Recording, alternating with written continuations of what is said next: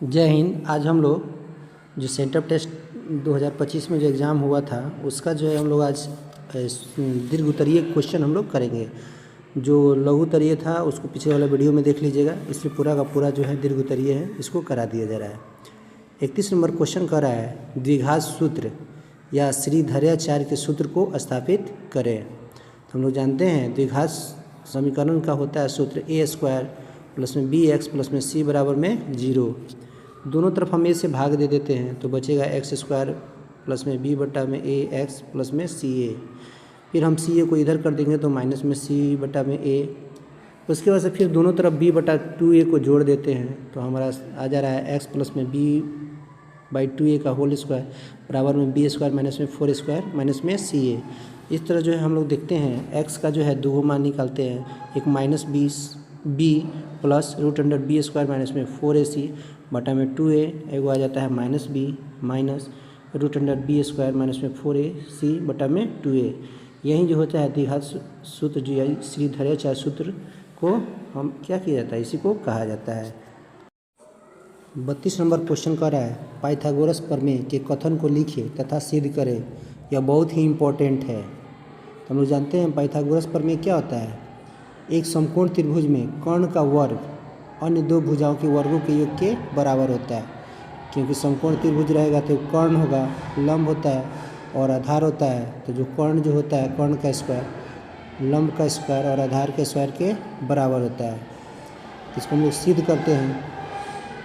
माना कि त्रिभुज ABC एक समकोण त्रिभुज है जिसका कोण B जो है 90 डिग्री है। तो सिद्ध करना है AC² बराबर में AB² प्लस में BC²। फिर रचना करते हैं BD जो लंब है AC के, प्रमाण प्रूफ करते हैं ADB और त्रिभुज ABC में एंगल A के बराबर एंगल A है जो वैनिस्ट कोण है। एंगल BDA और ABC कितना है 90 डिग्री।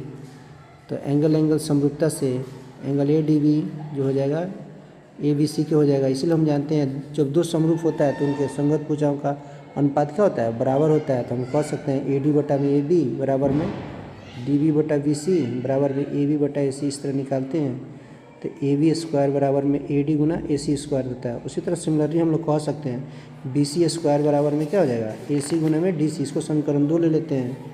समीकरण 1 और 2 को हम क्या करते हैं, जोड़ लेते हैं। तो जोड़ेंगे तो क्या हो जाएगा AB² प्लस में BC² बराबर में AD गुना AC प्लस में DC गुना AC।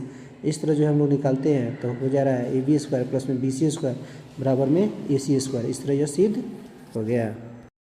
33 नंबर क्वेश्चन कर रहा है थीटा की सभी त्रिकोणमितीय अनुपातों को कॉट थीटा के रूप में व्यक्त करें। यानी केवल कॉट थीटा के ही रूप में लिखते हैं। तो टेन थीटा क्या होता है, टेन थीटा बराबर में कॉट 1 बटा कॉट थीटा हो जाता है। तो साइन थीटा को लिख सकते हैं 1 बटा में कोसेक थीटा, और फिर इसको लिख सकते हैं 1 कोसेक थीटा को 1 प्लस √1 प्लस में कॉट स्क्वायर थीटा।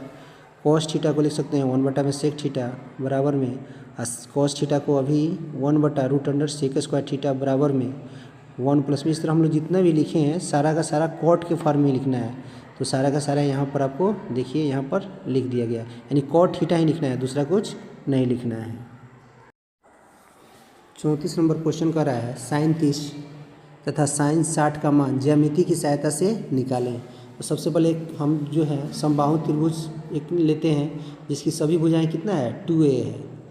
तो माना कि त्रिभुज एक समबाहु त्रिभुज है जिसकी सभी भुजाएं 2a है, सभी को 2a मान दिया गया है। तो साइन 30 ऊपर ए वाला में लेते हैं 60 है, उसको आधा आधा करेंगे तो 30 हो जाएगा। तो साइन 30 बराबर क्या होता है BD बटा में AB। तो साइन 30 को लेते हैं तो यहाँ BD कितना हो जाएगा A हो जाएगा, क्योंकि D जो है मध्य भाग में है BC के, तो ये कट जाएगा। तो साइन 30 का मान क्या हो जा रहा है 1 बटा 2 हो गया। फिर अगर हम लोग त्रिभुज ABD में लेते हैं तो हम लोग जानते हैं कर्ण स्क्वायर बराबर लंब का स्क्वायर और आधार का स्क्वायर के बराबर होता है। तो यहाँ पे AD बराबर में कितना हो जाएगा √3a। फिर साइन 60 लिखते हैं तो AD बटा में AC। यहाँ पे AD को लिखेंगे √3a बटा में 2a, a कट गया तो साइन 60 का मान कितना आ जाएगा √3 बटा में 2। क्वेश्चन नंबर 35 देखते हैं सिद्ध करें कि बिंदु A माइनस में 3 0 1 -3 तथा 4 1 एक समद्विबाहु समकोण त्रिभुज के शीर्ष हैं। तो हम लोग दूरी सूत्र जानते हैं √x2 माइनस में x1 का स्क्वायर प्लस में y2 माइनस में y1 का स्क्वायर। सबसे पहले हम AB निकालेंगे तो ये भी निकालते हैं इस सूत्र के अनुसार, तो 5 आ जा रहा है। BC निकाल रहे हैं तो इसी सूत्र से 5 आ जा रहा है, और AC निकाल रहे हैं तो इसका मान 5√2 आ जा रहा है। तो देख रहे हैं AB और BC कितना है, इसका 5 सेंटीमीटर है, और सबसे बड़ी भुजा क्या है, AC है, जो 5√2 है। तो पाइथागोरस प्रमेय से क्या होता है, कर्ण का स्क्वायर बराबर में लंब का स्क्वायर प्लस में आधार का स्क्वायर। इस तरह हम लोग देखते हैं 50 के बराबर 50 आ जा रहा है, यानी यह जो समकोण जो कर रहा है सिद्ध करने के लिए, इस प्रकार यह पाइथागोरस थ्योरम से सिद्ध हो गया, और दूरी सूत्र का उपयोग करके। 36 नंबर क्वेश्चन कर रहा है, 60 मीटर ऊंचे भवन के शिखर से किसी मीनार के शिखर और पाद का अवनमन कोण क्रमशः 30 डिग्री तथा 60 डिग्री प्रेक्षित किया जाता है, तो मीनार की ऊंचाई ज्ञात करें। यहाँ पर हम लोग देखते हैं AB को भवन मान लिया गया है और CD को मीनार मान लिया गया है, और BC को x मान लिए हैं और DE को भी x मान लिया गया है। तो 10 30 नहीं, अवनमन कोण करें यानी ऊपर से कह रहा है, तो 10 30 बराबर क्या हो जाएगा, 60 - h बटा में x, इसका मान लिया है तो x का मान आ गया समीकरण 1। फिर 10 60 बराबर 60 बटा x, इसमें भी x का मान निकाल लिया गया है। समीकरण 1 और 2 से क्या किया गया है, h का मान निकाल लिया गया है, तो h का मान 40 आ गया है। यहीं क्या हो गया, मीनार की ऊंचाई हो गया है। 37 नंबर क्वेश्चन कर रहा है, किसी गोले का पृष्ठ क्षेत्रफल 2464 वर्ग सेंटीमीटर है, यदि त्रिज्या को दुगुना कर दिया जाए तो परिणामी गोले का पृष्ठ क्षेत्रफल क्या होगा। तो सबसे पहले हम लोग जानते हैं गोले का पृष्ठीय क्षेत्रफल क्या होता है, 4πr²। तो यहाँ पर गोले का पृष्ठीय क्षेत्रफल दिया गया है 2464। इस तरह जो है हम लोग r का मान निकालेंगे, जो r का मान 14 सेंटीमीटर है।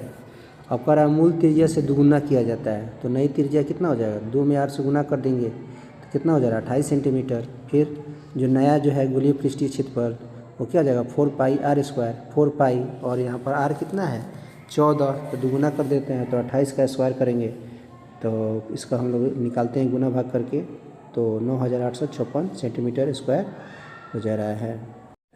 38 नंबर क्वेश्चन कर रहा है, शांत जल में किसी नाव की चाल 15 किलोमीटर पर आवर है, यह 4 घंटे 30 मिनट में धारा के विरुद्ध 30 किलोमीटर जाकर अपने प्रारंभिक स्थान पर लौट आता है, तो धारा की चाल क्या होगा। तो हम लोग जानते हैं शांत जल में नाव की चाल कितना है, 15 किलोमीटर पर आवर। तो मानते हैं धारा की चाल कितना है, x किलोमीटर। तो धारा के दिशा में नाव की चाल क्या हो जाएगा, 15 प्लस में x किलोमीटर आवर, और धारा के विपरीत में क्या हो जाएगा, 15 में से x को घटा लेंगे। फिर धारा की दिशा में तथा विपरीत दिशा में तय की गई दूरी कितना है, 30 किलोमीटर है। तो कुल समय कितना हो जाएगा, 4 घंटा 30 मिनट। इसको हम लोग निकालेंगे तो कितना हो जाएगा, 4.1/2, जिसको 9/2 घंटा हो जा रहा है। फिर धारा की दिशा में चलने पर नाव द्वारा लिया गया समय क्या हो जाएगा, 30/15 प्लस में x। उसके वजह से क्या हम लोग जानते हैं समय का जो फॉर्मूला होता है वही। फिर धारा के विपरीत दिशा में चलने पर नाव द्वारा लिया गया समय कितना हो जाएगा, 30/15 - x। अब जो क्वेश्चन के अनुसार हम लोग क्या करेंगे, इसको इक्वेशन को निकाल देंगे, तो x² बराबर में 25 आ रहा है। लास्ट में x का मान कितना आ जा रहा है, 5 किलोमीटर पर आवर, जो क्या है x माने गया था धारा की चाल, तो इसका धारा की चाल कितना हो जाएगा, 5 किलोमीटर पर आवर। इस तरह आपके जितने भी दीर्घ उत्तरीय क्वेश्चन हैं सेंटर टेस्ट का, उसने हम लोग करा दिए गए हैं। कमेंट सेक्शन में बताइएगा कि आपको ये वीडियो कैसा लगा, क्या ये आपके लिए फ़ायदेमंद हुआ या और कुछ इसमें क्या किया जा सकता है। जय हिंद, जय भारत।